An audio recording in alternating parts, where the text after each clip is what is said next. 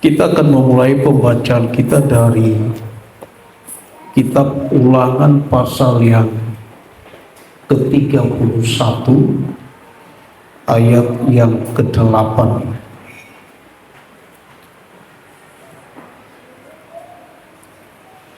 Kitab Ulangan pasal 31 ayat yang ke-8.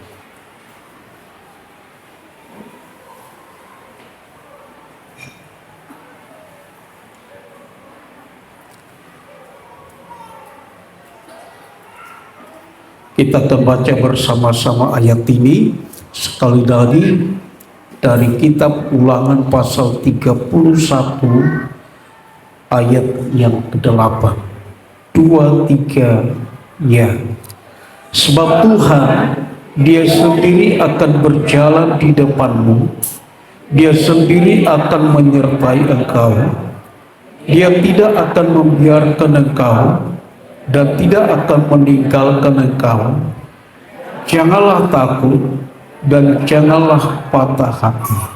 Puji Tuhan. Penyertaan Tuhan.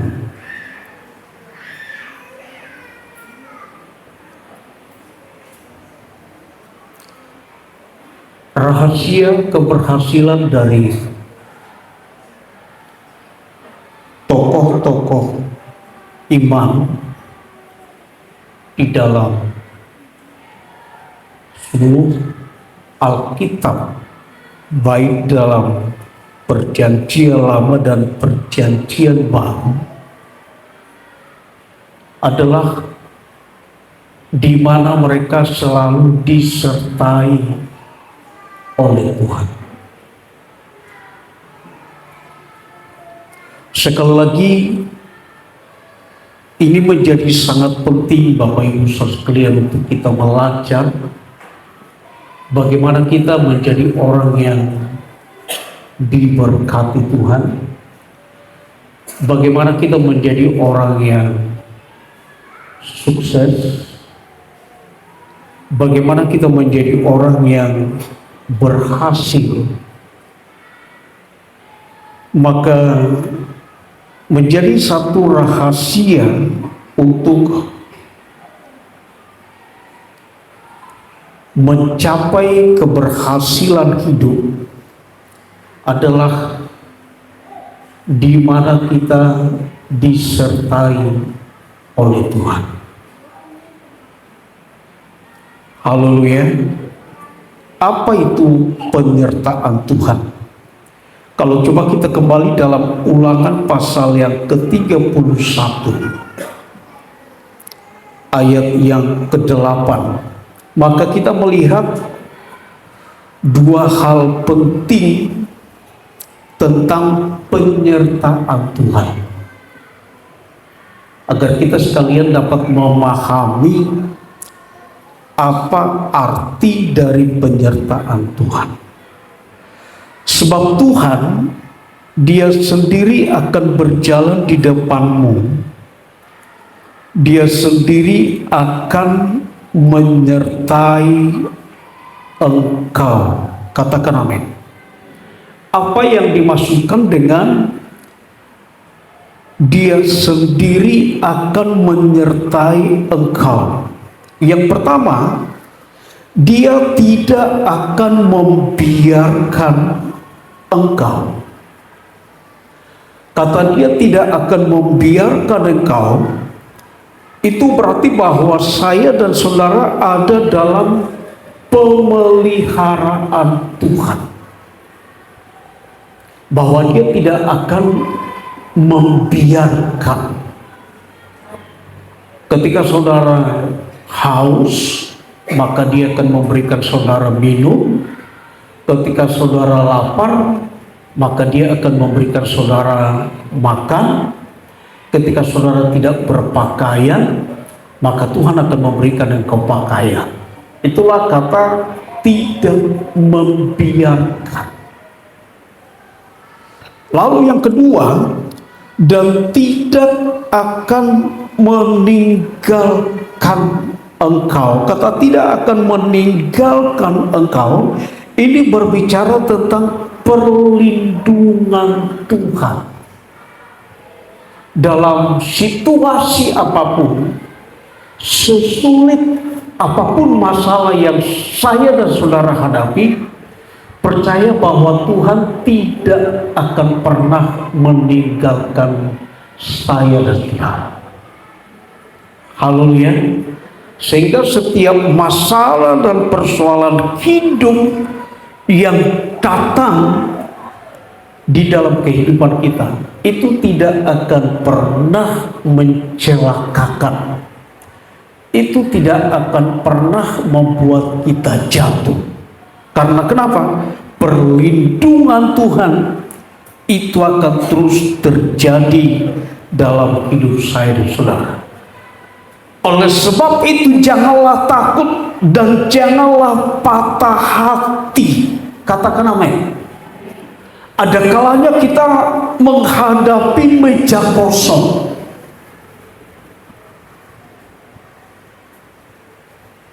Tidak ada sesuatu yang dapat untuk kita nikmati. Percaya bahwa Tuhan tidak akan membiarkan saya dan saudara. Haleluya.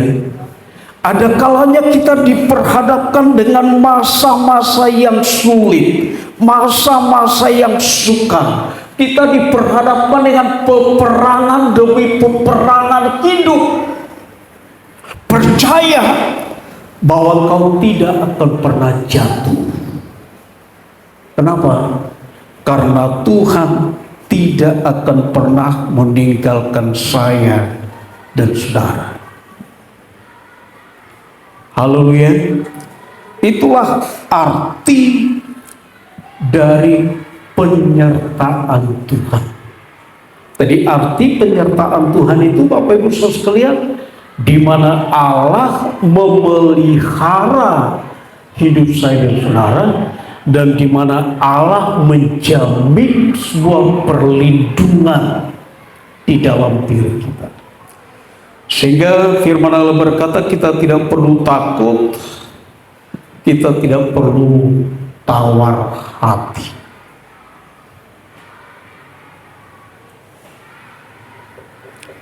Bagaimana penyertaan Tuhan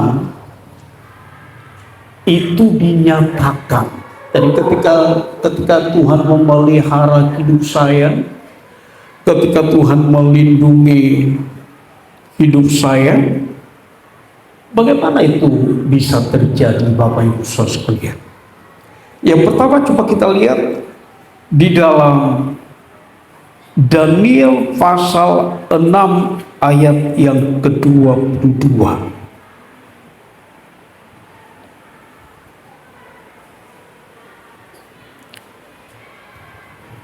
Daniel pasal 6 ayat yang ke-22. Kita baca bersama-sama ayat ini 2-3 ya. Allah telah mengutus malaikatnya untuk mengaturkan mulut singa-singa itu, sehingga mereka tidak mengapa-ngapakan aku, karena ternyata aku tak bersalah di hadapannya, tetapi juga terhadap Tuanku, ya Raja, aku tidak melakukan kejahatan. Puji Tuhan. Perlindungan Tuhan itu bisa saja dinyatakan dengan bagaimana Allah akan berperang ganti saya dan saudara. Katakan amin. Ini adalah satu peristiwa di mana Daniel dimasukkan ke dalam gua singa. Tantangan yang paling besar yang harus dia hadapi adalah di mana dia akan berhadapan dengan singa-singa yang sengaja tidak diberikan makan. Singa-singa yang sudah kelaparan. Dan kesanalah Daniel dimasukkan. Dia harus berhadapan dengan singa yang sepertinya akan mencelakakan dirinya. Tetapi lihat Bapak Ibu Saudara sekalian, bagaimana Tuhan melindungi Daniel. Katakan amin. Dia hanya duduk saja, atau mungkin dia hanya berdiri sambil bernyanyi-nyanyi, atau mungkin saja dia sambil melompat-melompat, menari-nari. Dan tentang singa, firman Allah berkata, Allahku telah mengutus malaikatnya untuk mengatupkan mulut singa-singa itu. Katakan amin. Jadi Daniel tidak melakukan sesuatu apapun. Dia hanya bersukacita di dalam Tuhan. Dia hanya bergembira di dalam Tuhan. Dia hanya menaruh iman dan pengharapannya kepada Tuhan. Dan Tuhan mengutus malaikat-malaikatnya untuk mengatupkan singa-singa. Ada dalam banyak hal Bapak Ibu Saudara sekalian, di mana saya dan saudara tidak perlu melakukan apapun. Kita hanya perlu berdoa. Katakan amin. Seluruh jemaat Tuhan belajar untuk berdoa. Kita hanya perlu berdoa. Kita hanya perlu melatih iman kita. Kita hanya perlu belajar untuk terus bersyukur kepada Tuhan. Kita terus bernyanyi untuk Tuhan. Dan biarkan Tuhan yang bekerja untuk menolong saya dan saudara. Haleluya. Beberapa hari ini saya sedikit terganggu Bapak Ibu. Setelah beberapa waktu yang lalu, tiba-tiba pemilik tanah di sebelah, dia datang menjumpai saya. Dia bilang seperti ini, saya minta maaf Pak Pendeta, saya mau buat pelang di depan bahwa tanah ini mau dijual. Saya bilang silakan, itu kan tanah Bapak. Tapi kemudian saya beranikan diri, saya coba tanya, memang Bapak mau jual berapa? Dia bilang 3 juta 1 meter.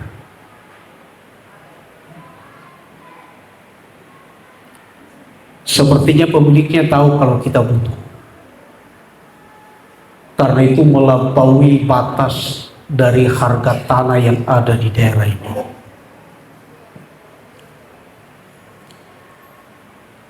Lalu kalau saya duduk, atau kalau kami sedang berdua di kamar, saya bilang, Ma Amos, bagaimana ini? Bagaimana ini? Lalu Ibu Gembala bilang seperti ini, ngapain dipikirkan? Kalau Tuhan percayakan untuk kita, itu pasti jadi milik kita. Ngapain dipikirkan? Saya kira sadar juga ya, dipikirkan juga nggak bisa buat apa-apa. Dipikirkan juga nggak bisa melakukan apa-apa. Dari akhirnya saya coba walaupun beberapa hari ini saya coba untuk tidak memikirkannya, tapi selalu juga datang di dalam pikiran.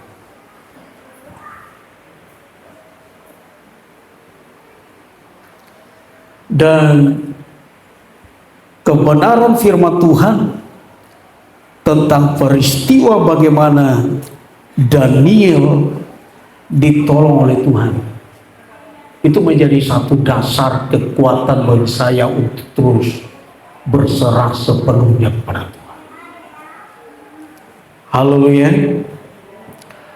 Tetapi memang tidak dapat dipungkiri bagaimana pertolongan Tuhan, perlindungan Tuhan itu bisa terjadi di dalam diri orang percaya. Coba kita lihat Hakim-Hakim pasal 14 ayat yang ke-5 sampai ayat yang ke-6. Hakim-Hakim pasal 14 ayat yang ke-5 mulai. Kita baca bersama-sama, ini 2-3 ya. Lalu pergilah Simson beserta ayahnya dan ibunya ke Timna. Ketika mereka sampai ke kebun-kebun anggur di Timna, maka seekor singa muda mendatangi Simson dengan mengaum. Saudara perhatikan, Simson juga diperhadapkan dengan satu persoalan yang hampir sama, walaupun latar belakang dari peristiwa itu berbeda. Tetapi sekarang Simson diperhadapkan dengan seekor singa. Ada seekor singa yang mendatangi dia, dia mengaum, dia hendak mencelakakan dirinya. Lalu apa yang terjadi? Simson, dia tidak berdoa. Simson, dia tidak menari-nari. Simson, dia tidak diam saja seperti Daniel. Coba lihat di ayat yang ke-6. Kita baca bersama-sama ayat ini, 2-3 ya. Pada waktu itu berkuasalah roh Tuhan atas dia, sehingga singa itu dicabiknya seperti orang mencabik anak kambing tanpa apa-apa di tangannya. Tetapi tidak diceritakannya kepada ayahnya atau ibunya apa yang dilakukannya ini. Perlindungan Tuhan terjadi di dalam diri Simson dengan kuasa Allah yang berkuasa atas dirinya. Allah memberikan kekuatan kepadanya. Allah memberikan kemampuan kepadanya untuk mencabik-cabik seekor singa yang sedang mengancam dirinya. Itu juga berarti Bapak Ibu Saudara bahwa di dalam diri orang percaya kita perlu mengembangkan kemampuan kita untuk melakukan segala sesuatu. Apa yang dapat kita lakukan? Apa yang dapat kita kerjakan? Haleluya. Benar, kita tidak banyak berbuat untuk sebidang tanah di sebelah. Tetapi Tuhan juga mengajar kita untuk melakukan sesuatu. Kalau kita katakan, Tuhan tolong kami Tuhan, Engkau Allah menyertai kami. Tuhan katakan, iya, tapi aku ingin juga engkau melakukan sesuatu. Terhadap Musa dia berkata, apa yang ada di tanganmu? Tongkat, lakukan sesuatu dengan tongkat itu.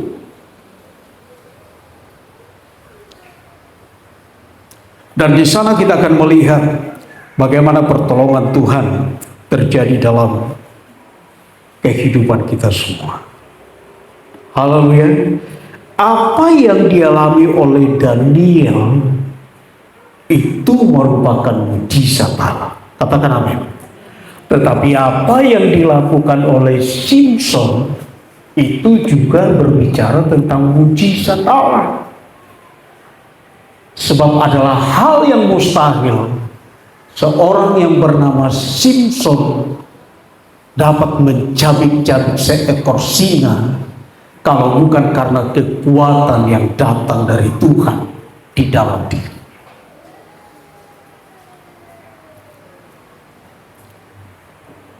Haleluya. Nah, coba kita melihat kembali tentang pemeliharaan Tuhan. Bagaimana Tuhan mencukupkan segala kebutuhan dan keperluan kita sebagai bentuk penyertaan Allah. Kejadian pasal yang kedua, ayat 16 sampai ayat yang ke-18.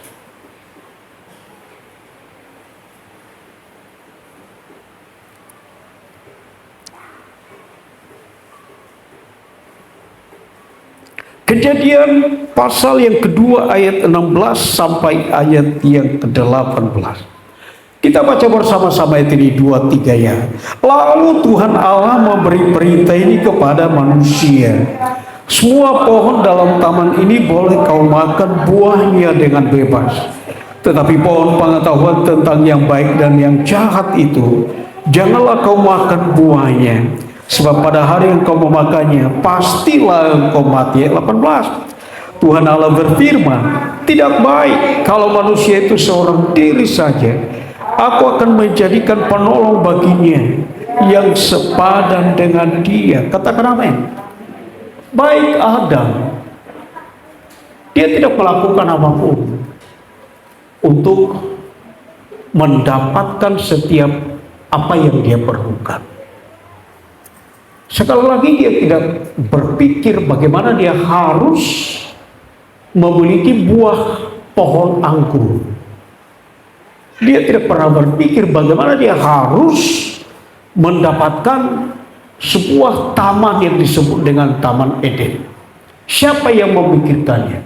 Siapa yang melakukannya? Allah. Bahkan tentang seorang penolong di dalam dirinya pun dia tidak melakukan apapun. Jadi mungkin Adam ini pun bukan seorang yang pandai untuk merayu Bapak Ibu. Karena kenapa? Ketika dia mendapatkan jodohnya, itu karena Tuhan berikan. Gak seperti saya dulu waktu mau mendapatkan ibu gembala, harus capek-capek pergi ke Tanjung Langkat, balik lagi. Kalau dia datang ke Medan, ku traktir lagi makan jus pokak. Tapi sayangnya akhir-akhir ini dia lupa kalau pernah saya traktir. Adam tidak melakukan itu, Bapak Ibu. Baik untuk makanan, baik untuk minuman, dia tidak melakukan apa-apa.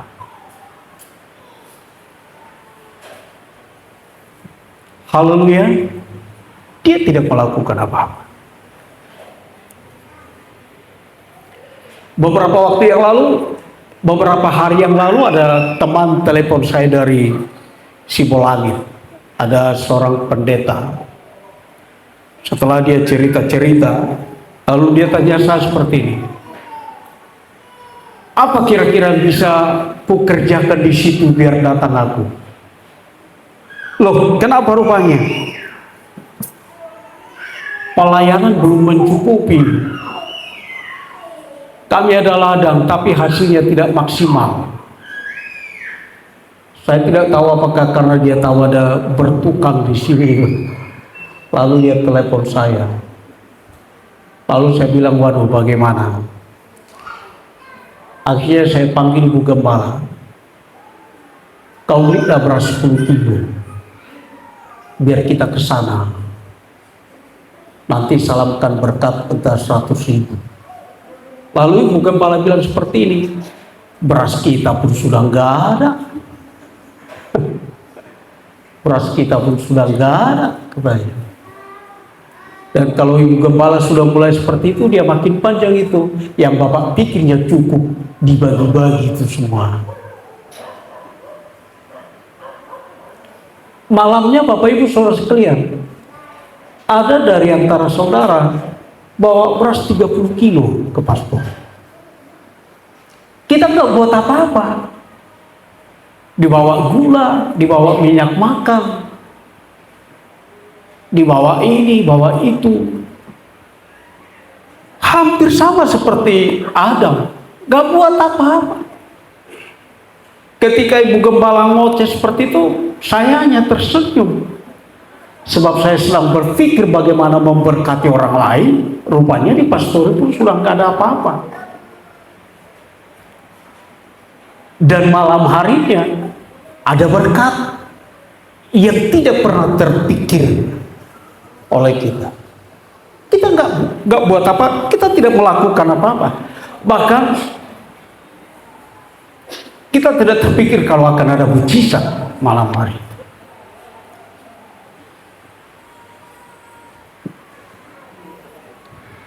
Itulah bentuk pemeliharaan Tuhan di dalam diri orang percaya. Haleluya.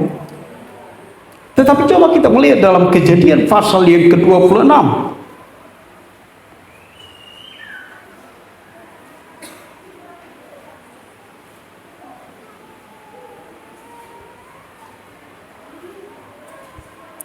Kejadian pasal yang ke-26.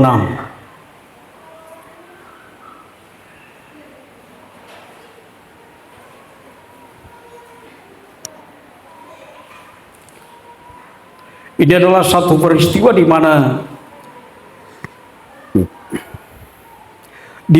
Ishak mengalami satu masa-masa yang sulit. Ishak mengalami satu masa-masa yang sukar. Pada waktu itu ada timbul satu kelaparan yang besar yang mengharuskan dia untuk mengungsi. Hampir sama seperti di pastori, tidak ada lagi berkat yang bisa dikelola. Tetapi lihat di ayat yang ke-12.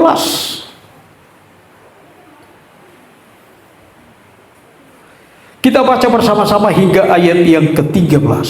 2, 3, ya. Maka menaburlah Ishak di tanah itu, dan dalam tahun itu juga ia mendapat hasil 100 kali lipat, sebab ia diberkati Tuhan. Dan orang itu menjadi kaya, bahkan kian lama kian kaya, sehingga ia menjadi sangat kaya. Bapak Ibu saudara perhatikan, Ishak tidak cukup hanya dengan berdoa. Ishak tidak cukup hanya dengan menantikan mujizat. Tetapi apa yang dilakukannya ketika dia menghadapi satu masa-masa yang sulit, ketika dia menghadapi satu masa-masa yang sukar, firman Allah berkata, maka menaburlah Ishak. Dia melakukan sesuatu upaya untuk mengatasi masalahnya. Ketika kemudian kami mendapatkan berkat, itu adalah mujizat Allah. Katakan amin. Dan ketika Ishak menabur, lalu kemudian hasil taburannya itu diberkati Tuhan, itu juga adalah mujizat Allah. Disitulah bentuk pemeliharaan Tuhan. Jadi ada kalanya kita perlu membangun hubungan kita dengan Tuhan. Kita berdoa, kita membangun mesbah Allah. Tetapi ada kalanya kita juga harus bekerja keras. Jangan pernah takut untuk menabur. Haleluya. Sebab siapa yang menabur, dia pasti akan menuai banyak. Itu adalah kehidupan orang-orang yang percaya kepada Tuhan.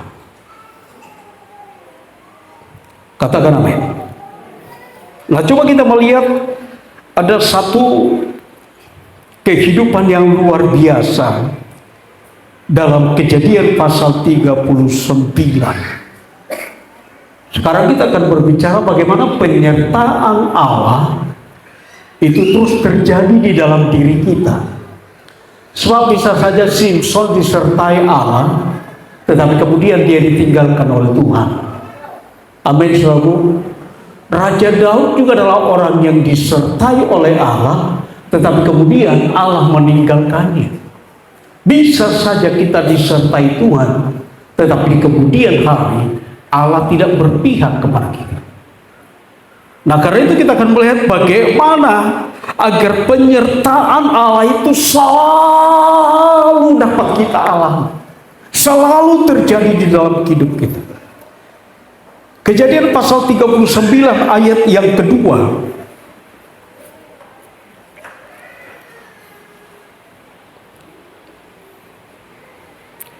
Tetapi Tuhan menyertai Yusuf. Katakan amin. Tuhan memelihara Yusuf. Tuhan melindungi Yusuf. Ketika dia ada di dalam rumah bapaknya, bapaknya mengistimewakan dia melebihi dari anak-anak yang lain. Dia dipakaikan jubah yang indah. Dia menjadi seorang anak yang istimewa. Dia menjadi seorang anak yang berbeda dengan anak-anak yang lain. Sampai firman Allah berkata bahwa saudara-saudaranya menjadi benci, cemburu kepadanya. Ini menjadi pelajaran agar setiap orang tua tidak membeda-bedakan kasih sayangnya kepada anak-anaknya. Amin, saudaraku. Berikan mereka perlakuan yang sama, Bapak Ibu saudara sekalian.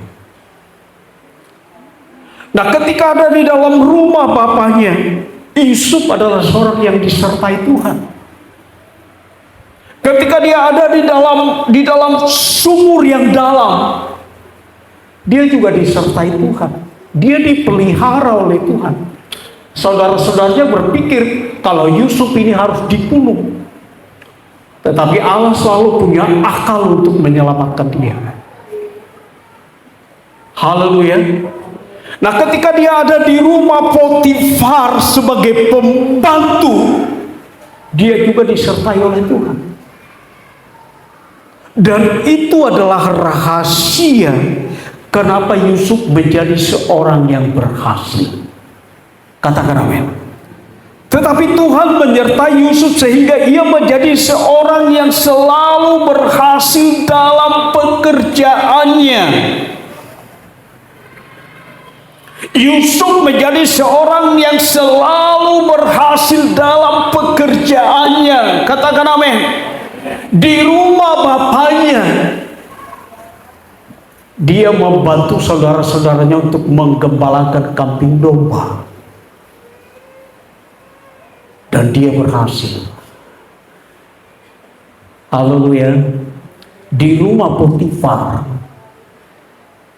dia tidak pernah punya pengalaman bekerja sebagai budak, Bapak Ibu. Dia tidak punya pengalaman tentang itu. Tetapi di sana pun dia menjadi orang yang berhasil. Haleluya. Itu artinya bahwa setiap yang dapat dipegang oleh tangan orang percaya itu bisa menjadi berkat. Haleluya. Kalau saja saya dan saudara diberkati Tuhan, maka hidup kita akan diberkati. Katakan amin. Bukan hanya akan diberkati, tetapi akan memberkati orang lain. Haleluya.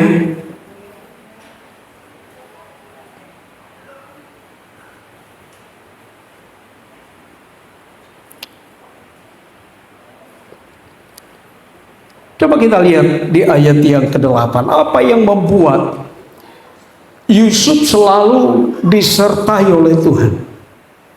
Selain dia jujur, Yusuf adalah seorang yang jujur.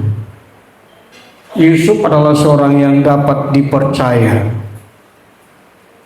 Haleluya. Yusuf adalah seorang yang dapat bertanggung jawab kepada setiap pekerjaan yang dibebankan kepadanya. Itulah sebabnya Potifar merasa diberkati. Dia dapat melihat, oh ini anak yang disertai Tuhannya. Ini anak yang mampu menjadikan rumah ini diberkati oleh Tuhan. Ayat yang ke-7 saya akan baca mulai. Selang beberapa waktu istri tuannya memandang Yusuf dengan berahi, lalu katanya, marilah tidur dengan aku. Tetapi Yusuf menolak dan berkata kepada istri tuannya itu, dengan bantuanku, tuanku itu tidak lagi mengatur apa yang ada di rumah ini, dan ia telah menyerahkan segala miliknya pada kekuasaanku. Lihat bagaimana Yusuf ini begitu dipercaya oleh seorang yang bernama Potifar. Potifar adalah seorang pembesar pada waktu itu. Dia mempercayakan, dia menyerahkan segala milik kekuasaannya kepada Yusuf. Haleluya. Apalagi yang kurang, Bapak Ibu? Apalagi yang kurang? Tapi lihat bagaimana kemudian ada satu persoalan yang ingin menjatuhkan dirinya. Ada satu persoalan yang ingin memutuskan hubungannya dengan Allah. di mana istri Potifar coba-coba untuk merayunya untuk melakukan hal yang tidak patut untuk dilakukan. Lalu apa jawab Yusuf? Kita baca bersama-sama di ayat yang ke-9. 2-3, ya. Bahkan di rumah ini ia tidak lebih besar kuasanya daripadaku, dan tiada yang tidak diserahkannya kepadaku selain daripada engkau, sebab engkau istrinya. Bagaimana mungkin aku melakukan kejahatan yang besar ini dan berbuat dosa terhadap Allah? Saudara perhatikan Bapak Ibu, apa yang membuat Yusuf ini selalu disertai oleh Tuhan? Selain dia menjadi seorang yang jujur, selain dia menjadi seorang yang baik hati, selain dia menjadi seorang yang bertanggung jawab atas setiap pekerjaan yang dibebankan kepadanya, Yusuf adalah orang yang memahami batas-batas kekuasaan yang dipercayakan kepadanya. Segala milik Potifar itu ada dalam batas kekuasaannya, tetapi bukan istrinya. Potifar tidak memberikan hak untuk itu. Dia tahu itu. Haleluya. Bapak Ibu Saudara tahu kenapa kemudian Allah berpisah dari Adam dan Hawa? Karena Adam dan Hawa melewati batas kekuasaan yang sudah dipercayakan kepada mereka. Semua boleh kau makan, bebas untuk engkau nikmati, tetapi tentang buah pohon pengetahuan yang baik dan yang jahat ini ada batasnya, Pak Men. Yang ini nggak boleh. Haleluya. Potifar katakan kepada Yusuf, semua ada dalam kekuasaan, baik ladang, baik ternak, baik segala harta kekayaan yang aku miliki, kelolalah dengan baik, karena aku melihat engkau sanggup untuk itu. Tetapi istriku, jangan engkau dekati dia. Yusuf tahu batas kekuasaan yang dipercayakan kepadanya. Haleluya. Itulah sebabnya Allah tidak pernah meninggalkan dia, Bapak Ibu sekalian. Simpson pernah berpikir kalau Allah selalu menyertai dia. Dia tidak tahu kalau Allah sudah meninggalkannya. Kenapa? Karena dia melampaui batas kekuasaan yang dipercayakan Allah kepadanya. Saul juga adalah seorang yang hebat. Dia adalah pilihan Allah untuk memimpin bangsa Israel sebagai raja yang pertama sekali diangkat oleh Allah untuk memimpin bangsa Israel. Tetapi dia melampaui batas kekuasaan yang dimilikinya, yang seharusnya itu dikerjakan oleh Samuel untuk mempersembahkan sesuatu di hadapan Tuhan. Dia lampaui batas itu. Dia mempersembahkan sesuatu kepada Tuhan, dan Allah katakan, Saul, bagiku adalah lebih baik dengar-dengar daripada korban. Haleluya. Ada batas-batas kekuasaan yang Tuhan sudah percayakan untuk saya dan saudara. Segala sesuatu yang Tuhan sudah percayakan, nikmati berkat itu dengan baik. Katakan amin. Tetapi apa yang Tuhan minta, berikan kepada Allah. Sebab apa? Itu ada dalam batas kekuasaan Allah.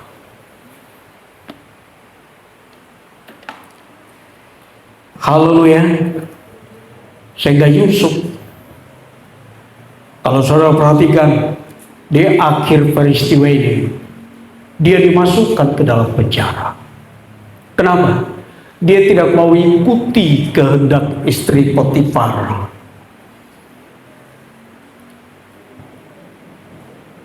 Orang-orang mungkin berkata yang mengetahui peristiwa itu, kenapa sampai dia difitnah? Karena dia tidak mau mengikuti kehendak istri Potifar. Orang-orang berpikir dia bodoh. Tetapi tidak, dia menjaga hubungannya dengan Tuhan. Haleluya, haleluya. Dan Allah menyertai dia. Katakan amin. Jaga hubunganmu dengan Tuhan, Bapak Ibu sekalian. Apa yang dipercayakan untuk engkau, nikmati berkatmu. Tetapi apa yang menjadi miliknya Tuhan itu ada dalam batas kekuasaan Allah. Itu adalah rahasia untuk kita disertai oleh Tuhan. Dan penyertaan Tuhan adalah jaminan untuk kita semakin diberkati Tuhan. Haleluya. Tuhan Yesus memberkati kita semua.